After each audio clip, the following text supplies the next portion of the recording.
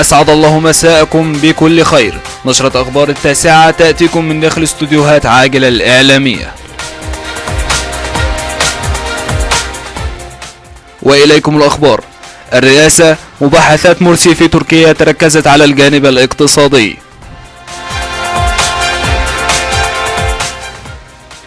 قنديل يبحث مع النائب العام القطري السابق استرداد الأموال المهربة. جنرال إسرائيلي: الإخوان تريد الحرب للتغطية على الأزمة الاقتصادية. وجدي غنيم: الليبراليون والعلمانيون كفار ويجب إقامة حد الردة عليهم.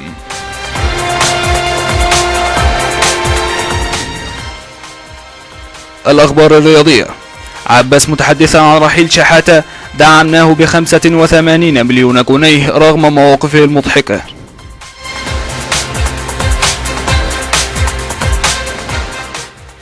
الأهلي يتلقى عرض لمواجهة يوفنتوس والكويت في مباراة ثلاثية.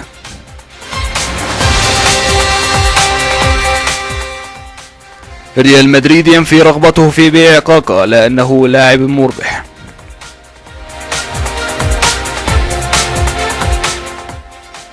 كان معكم من داخل استوديو عاجلة الإعلامية أسامة محمود، وفي الهندسة الصوتية أحمد علي. شكرا لحضرتكم.